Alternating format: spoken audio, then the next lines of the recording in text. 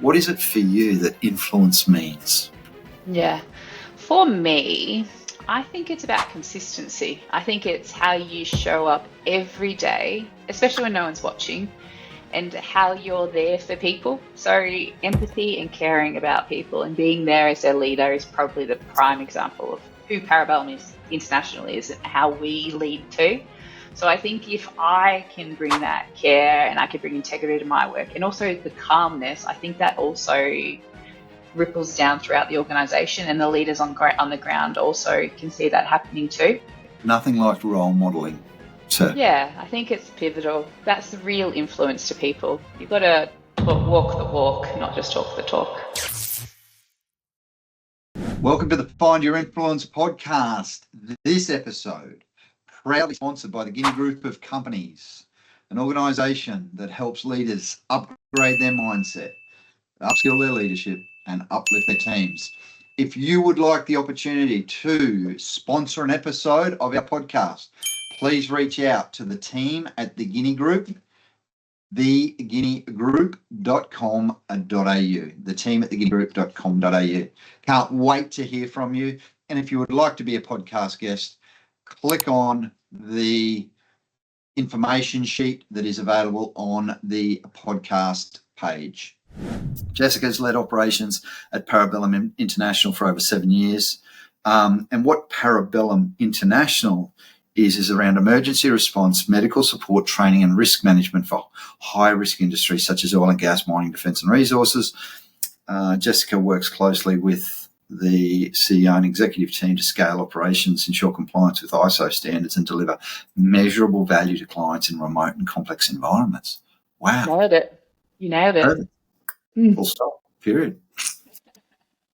So, I get that, Jessica, having worked in industries, having worked in mining in the Pilbara, what does it, so for anyone out there who hasn't been part of a mine rescue team, who doesn't realise that refineries and these places and mines bury people or drop stuff and hurt people, and they are high risk. So maybe a little bit of a background into that sort of stuff, even if that's cool. Yeah, of course. So what Parabellum does, we provide privatised emergency services into the resources sector, into defence, those kind of things. So basically in these environments, organisations need to have someone who's going to respond on their behalf when incidents do happen. So when you had your incident on site, our people would be the first to respond to make sure that you're okay. So it would have been the people that responded would have been someone similar to Parabellum International. Have you got people based on site full time then? Yes. Yeah, so we've got them all around Australia. So we provide the integrated emergency response, medical, risk management, training and asset management services. So we have people throughout Australia on site providing emergency services. So they're like 000, but for the private sector. And it's like 000 in your back pocket because they're in an office next door just in case you need them. They're not. Yes, they're there. Yeah. Wow. So how did you come to being as part of this organisation, Jessica? What was the journey from law to here? So Clayton Utes were also the lawyers of Parabellum International. So that was the law firm that I was working for, and that's when I made the transition across. Right. And the law firm would have been sad to see you go to one of their clients. Yes, my partner Saul, who was my boss at the time, He tried to convince me not to. He was just messaging me before about something else, actually. So. Oh, right. So you're still on good terms then? Yeah, he was a wonderful leader. Oh, stop it. We've got to come back to that because that's our jam, creating wonderful leaders and exactly helping create leaders that leave an impact, like you just smiled when you talked about him rather than frowning when you talked about him. Exactly. So big shout out to Saul. I think you just used that name. So congrats. Keep up the good work. You're leaving a positive legacy. And was it new for you, like emergency response? Like I've been a mine rescue team captain, so I get. Oh, you understand it all. That's good. Not as much as you do, but I get to. You provide the backup support. No, it's very important. They actually had an emergency response competition for underground in Kalgoorlie on the weekend. Cool. Did you go down? Well, the team did, yes. So they all had fun. Yeah. Did you ever win? Well, we can't compete because we're professionals, so it's the volunteers that do all the competitions. Of course. That's Yeah. right. Wow. And the training, like I remember the training that we went through to be in the mine rescue team. You do training for on-site teams as well, Jessica? Yes, so we've got an RTO that provides a certificate through an emergency response, so they do all of the on-site training for the volunteer teams, Cool. Does it still which you would have involve vehicle underwent. rescue? Yeah. And that was such good fun. Yeah, it's really lovely, the volunteer element too. I think it's just the passion and they want to do it. It's addition to the work that they have to do on site too. So it really brings out a positive element of human nature. And when you're a volunteer in that space, it's because you want to help other humans if they're in trouble. You're willing to. Exactly. And we find that a lot of people that are attracted to emergency services, and it's a fundamental value of who we are, is they care, they want to make a difference, they want to help people. And that's a big element of Parabellum International also. So it's just making sure you bring those people in and you appreciate and you nurture so that they can make a difference in the world too. Love it. And is that sort of, I guess that's part of your culture. Is that part of your value statement as well? And you, Yes, definitely. So making a difference, going above and beyond, family, agility, all those things are the core of who we are. And that's basically the premise of Parabellum International. Nice. Love it. And so let's talk, I guess, influence for a moment and leadership. Is that okay? Yeah, go for it. How do you, Jessica, so you've obviously got this big heart and you come with this caring space as a CEO and you role model that, 'cause, that comes from your languaging and your value set yourself, which would be aligned with the organisation. What's it take to have a really positive impact as a senior leader on teams, especially when they're so diverse and spread everywhere? And then you've got these volunteers as well. Like, what is it for you that influence means? Yeah. For me, I think it's about consistency. I think it's how you show up every day, especially when no one's watching, and how you're there for people. So empathy and caring about people and being there as their leader is probably the prime example of who Parabellum is internationally, is how we lead too. So I think if I can bring that care and I can bring integrity to my work and also the calmness, I think that also ripples down throughout the organization and the leaders on the ground also can see that happening too. Nothing like role modelling. Yeah, I think it's pivotal. That's the real influence to people. You've got to walk the walk, not just talk the talk. Whoa. Beautifully answered. Thank you, Jessica. So I heard consistency, and I love that. If I ask people what they expect of their leaders, a really good leader, they just say someone that doesn't go up and down all the time in emotions. Yeah, it's hard. You need to know where you're standing. It's nothing worse. I've worked in organizations where you've gone in, you don't know what leader you're getting that day, and the impact it has on the whole team's morale is significant. You heard it first to your team. Actually, you probably didn't hear it first. You heard it in Jessica's words. If you're a leader, be consistent. Yeah. Don't be emotional, and don't be angry and aggressive or abusive or abrupt, which are the 3 A's we talk about. Really crappy leadership. Yeah, just try and be there. Be calm, consistent, and be there for your team. That's what really matters. Be there for your team, Jessica. Got to be there. And even when you've got other work to do and you've got to go, you know what? Turn off from what's happening and go to this one. Yeah, got it. Yeah. Every day. Prioritise. Make sure they feel heard. Psychological safety 101. Exactly. Or just being a good human. Yeah, that's right. Exactly. We use that. So when we're doing training, I start our 2-day programs sometimes, Jessica. Yeah. Be a good human. We just leave that up there and we just talk about, what that looks like and what that feels like and how that really impacts other humans. Yeah. So apart from your career counsellor, who influenced? Exactly. And that really is a large part of the job, if you ask me. Counselling? Yes. Oh, absolutely.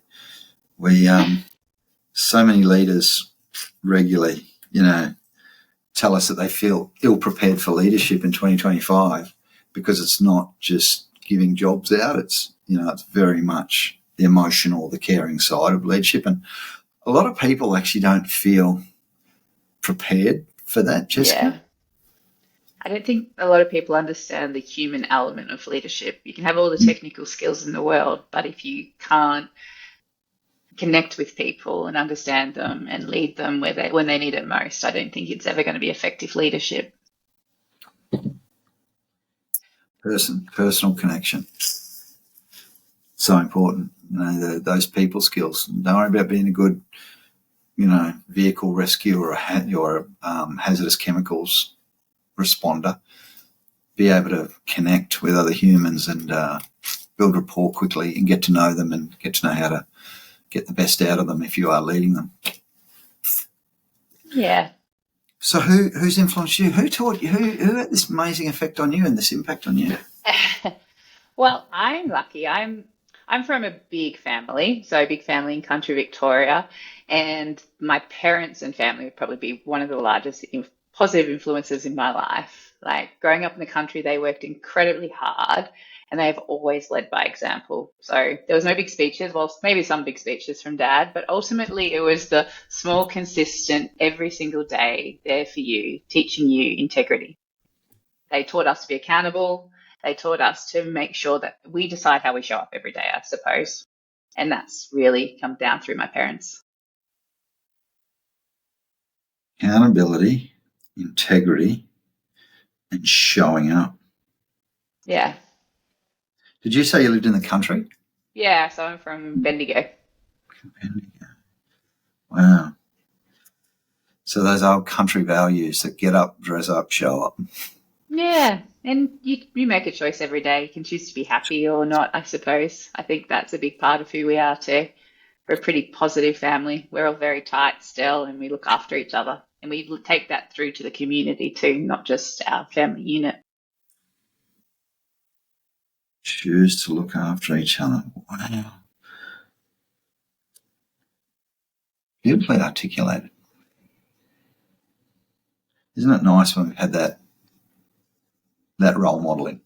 Oh, without a doubt. I'm very, very lucky. And I know, unfortunately, other people haven't had that. So I've just got to make sure I do my bit to make sure other people get that.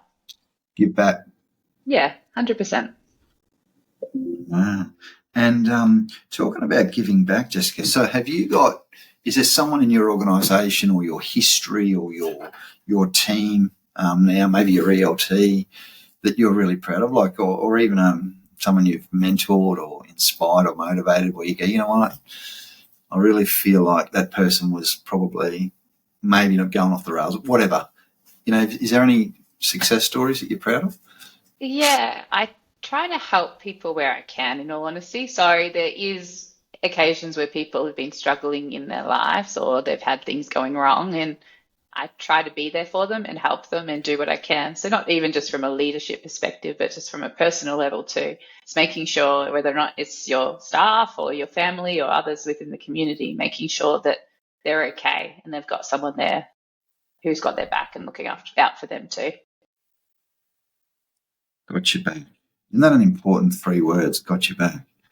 Yeah. And how important is it to sort of, and maybe to leave that legacy, like to be remembered as someone who was there, who did have your back, like, Yeah. that's the integrity piece, yeah? Yeah. Mine's not, I don't need to be remembered in that sense, but I want to make sure I've helped or made a positive impact on other people's lives. So I don't make it necessarily about me. It's more just making sure that they've benefited from it and that they get what they need out of the relationship too. So that people in need have had someone there to support and look after them. Love it. They know that they can count on you is the key, is the message. Yeah. Which ties back very much to my family because we've always had that relationship. So we make sure that we pass that on too. And I think what may be powerful for you is because you've always got this big family unit that you could call at any time, and you'd have anyone there for you that you need. You know the value and the power in that. Exactly. And just having that emotional support, that safety blanket, it makes such a difference to being successful in the world, in my view. Emotional support is a fundamental element of success in the world. Wow.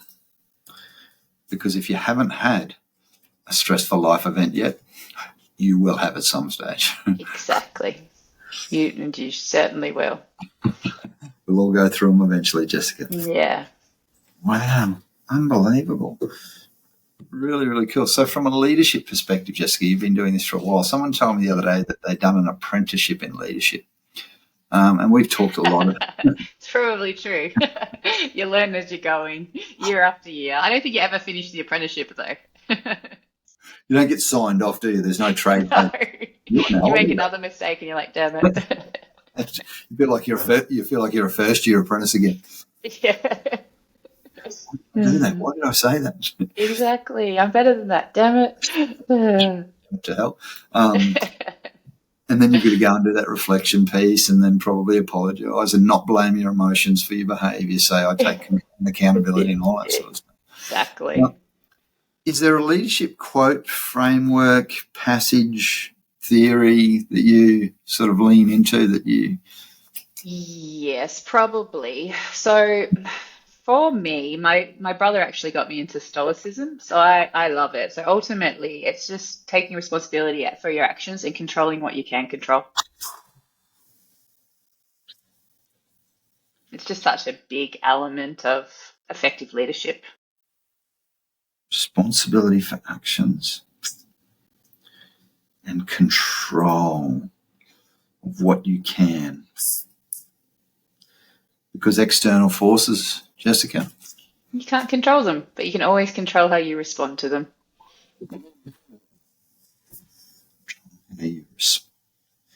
Isn't that great from the great Stoics? Who's your favourite Stoic philosopher? Have you got one? I love Marcus Aurelius, so there's always his classics and meditations. Absolutely. I carry it in my man bag, not a merce. Every day. It's timeless. And you know what? Like, it's really hard to read, as you would know. Like, it's a bit clunky, and you've got to be a bit committed. Oh gosh, yeah. And what I love about it, Jessica, and I don't know if you found this as well, is that Marcus Aurelius in the year 180 struggled with exactly the same things that you and I struggle with in 2025. No, it doesn't change. Leadership doesn't change. So I just find his learnings just have assisted so much in leadership. Well, just in life in general. Being a better human being. And have you heard the story about one of Marcus Aurelius's offsiders? Their job was to keep him grounded. Have you heard that story? Yeah, just to say mean things to him all the time. You're not a god. Yeah. Marcus, you are only human. Don't believe them. I love it. Yeah, it would be hard in that position that he had to. So to Absolutely. keep grounded. Yeah. In some ways, though, people might say the same about a role like yours. Like naturally, you feel like you've managed to keep grounded. And I guess there's some people that, look at us, say, a really successful lawyer, CEO, executive, and go, well, Jessica must be, and I know you're not from talking to you, Jessica must have a big head or be cocky. You've managed to really, really keep it on the level. What's the secret to that? What's the secret to not being cocky, just to being confident? Understanding that you don't know everything. Seriously, we're all human. We're all learning as we go. And if you think that you do know everything, so you don't. I think it's just constantly learning. I love to read and learn and try to understand other people's perspectives, never just assuming that I'm right. Love it. I don't get it right all the time too. What? Like sometimes I will still get a bit emotional. Like, damn, had to apologize to one of my execs the other day. I'm like, I responded inappropriately. I'm really sorry. I'm disappointed in myself. I'm better than that. And she's like, I didn't even notice. I'm like, well, I did. I didn't notice. I did. I've got to look in the mirror. Yeah, exactly. Just hold yourself accountable. It's so cool. And what I love about what you said is you sort of pretty much made a commitment that, look, that won't happen again. Yeah. I've reflected.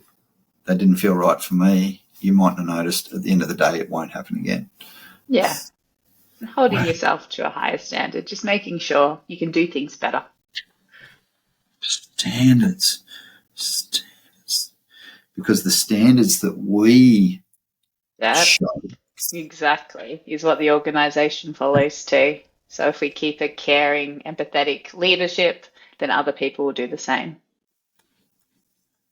Our teams are a reflection of us, Jessica. Definitely. We're nice, they're nice, we're kind.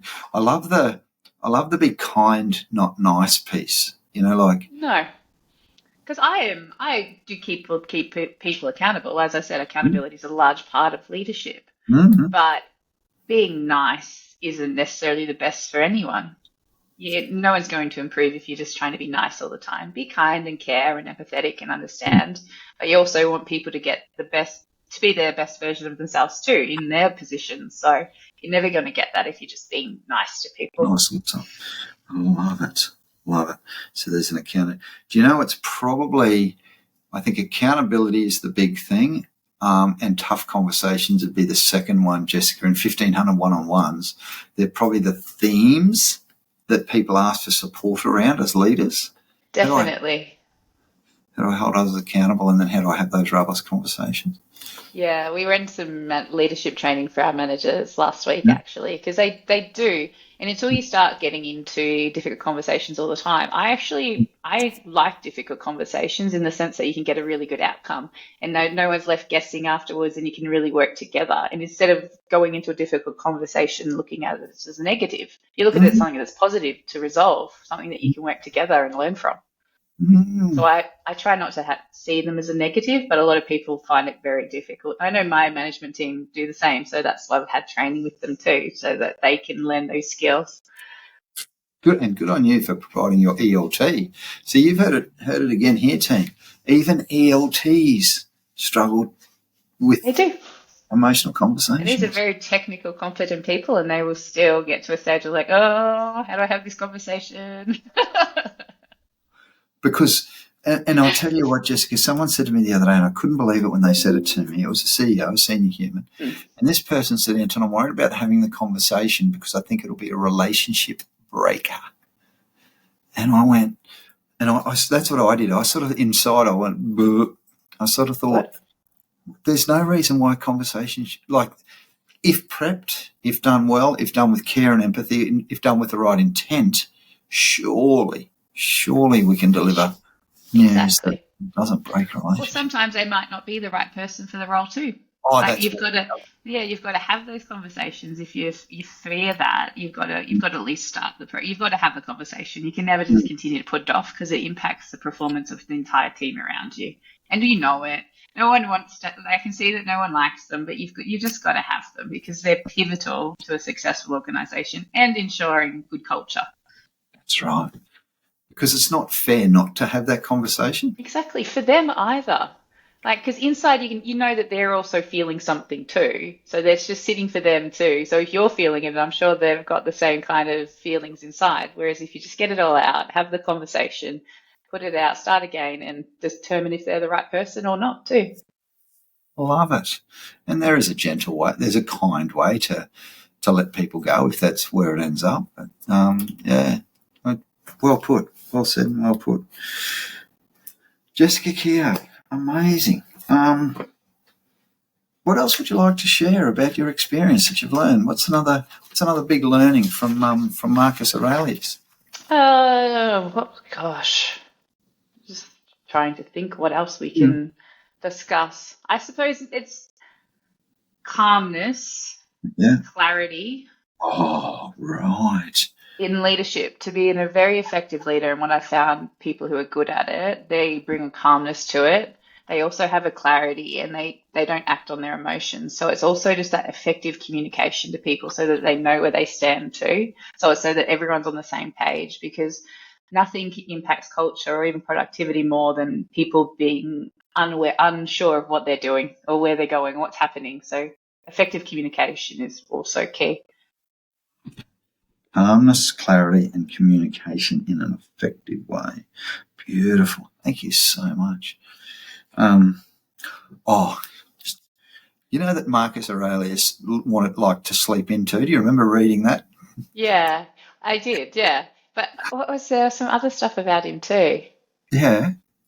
I'm He just trying to didn't like think of getting up in the morning. He said that humans aren't designed to lie under blankets at the start of the day. Okay. who doesn't like sleeping in? Especially in winter. I know, it's been hard. It's been a wet, long winter too.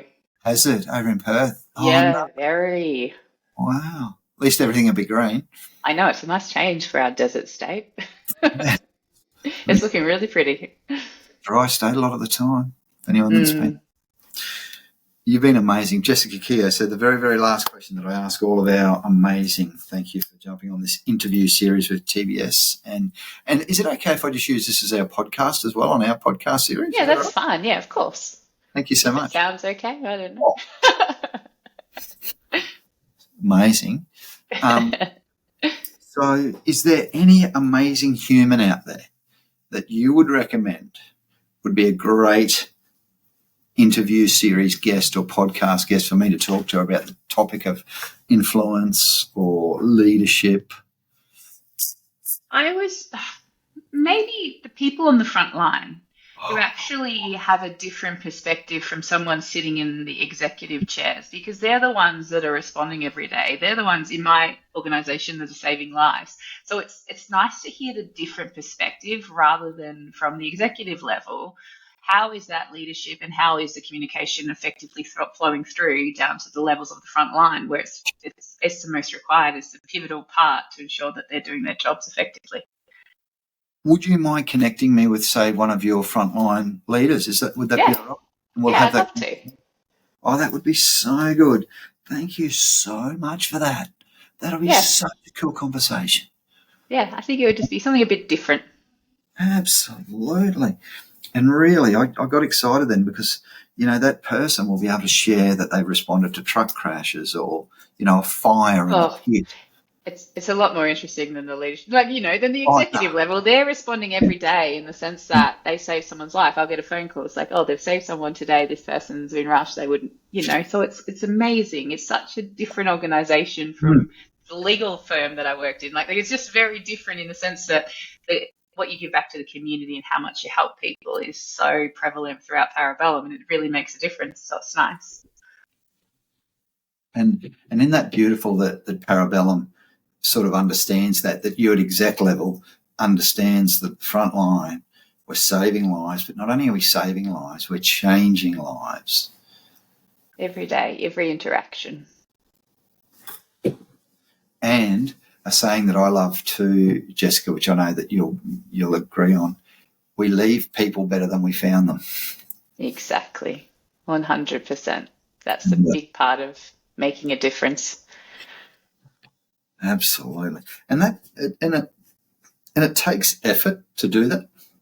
Definitely, because we also all have bad days where you're like, oh, tired today. But you've got to always remember. And I think when you've got purpose, it becomes integral to who you are. So if you go, okay, I want to make a difference. I want to leave the community better. I want to leave people better. It doesn't become so much of a chore or something you feel like you have to do. It's just part of who you are, and it's part of the culture of an organization. Wow. Purpose-driven, being on purpose. Some gold in this today, Jessica. Thank you. Being on purpose. Love your work. Thank you so much. And we'll send you an email after this just to close out, just to say, hey, if you could share that email address, I can't wait to have that conversation. Do you know what, as we've been speaking, Jessica, I've reflected back to a workplace incident that I had, and the first responders there and the nurses, and especially the ICU and then burns unit nurses, like we, as a victim, as someone who was injured, we just so grateful to those first responders, those people that are just there. That's their profession, is to care. And I look back on that time and I can't, if I ever see a nurse, I've nearly got to hug them straight away and just say, hey, thanks so much for your service. And yeah, they do make a difference every day. When it's probably your worst day, they're there helping. So it's a pretty amazing thing to be contributing to the world.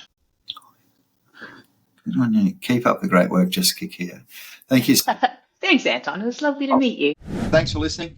We just had an amazing guest on to another amazing podcast of Find Your Influence.